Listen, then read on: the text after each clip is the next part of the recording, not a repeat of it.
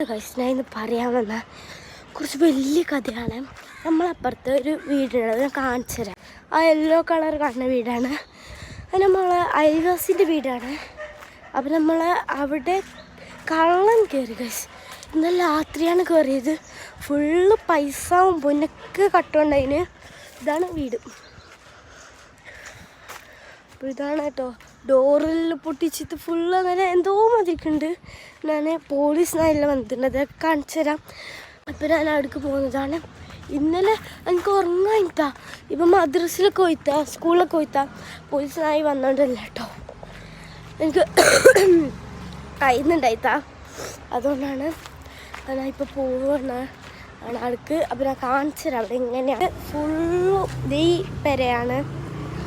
ഇതാണ് നമ്മൾ അയൽവാസിൻ്റെ പെര. ഫുള്ള് പോലീസ് അറക്ക വന്നിട്ടുള്ളതാണ്. അവർ ആ കയറിയ സ്ഥലം കാണിച്ചു തരാം. കള്ളൻ ഇതിൽ കൂടിയാണ് കയറിയത്. അപ്പോൾ ഇന്നലെ ഇവിടെ മടുമ്പ് കുത്തി കേട്ടോ.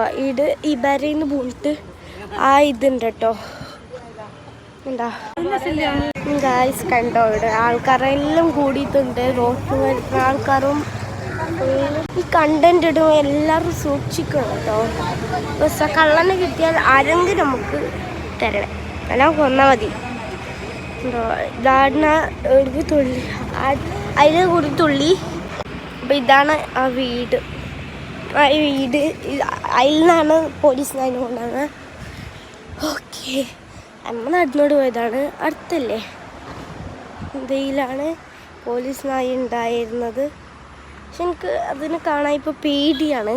അത് ഫിംഗർ പ്രിൻറ്റും ക്യാമറ എല്ലാം ഉണ്ട് കേട്ടോ ഇവിടെ. ഉണ്ടോ, ഇതാണ് ക്യാമറ വലുത്. അത് തിരിച്ചിട്ട് അതിൻ്റെ ബ്രേക്കിൽ നിന്ന് കണ്ടിച്ചിട്ട് പോയി കേട്ടോ. പിന്നെ പെണ്ണുങ്ങളെല്ലാവരും കൂടി അവിടെ നോക്കുന്നുണ്ട്. ഇതാണ് ഗൈസ് പോലീസ് നായി.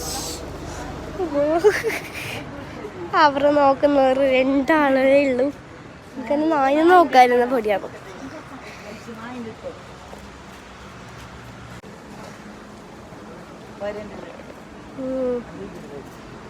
പോലീസുകാരെല്ലാം നോക്കുന്നുണ്ട്. എനിക്ക് വീഡിയോ എടുക്കാൻ തന്നെ പേടിയാണ് ഗൈസ്.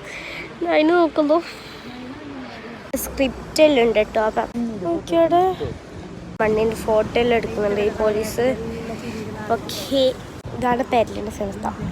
ഇത്രക്കും വലിയ ഗേറ്റ് ഉണ്ടായിട്ട് കയറാൻ ഒരു ധൈര്യം വന്ന കള്ളനെ ഞാൻ സമ്മതിക്കുന്നു. അവിടെയാണ് തുള്ളിയിട്ട് വന്നത് എന്ന് പറയുന്നുണ്ട്. പോലീസ് അതിനാക്കി. Okay, bye guys, by.